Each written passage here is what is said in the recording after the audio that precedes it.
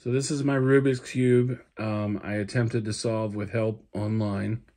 I solved the yellow, and I solved the red, and I solved the blue, and the white. But then the green had one blue, and then this side was all kinds of random.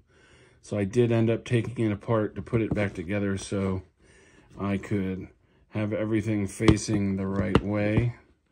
But it was a Rubik's Cube, so I think it was an advertisement for this ISC. And that's where we're at. Have a good night.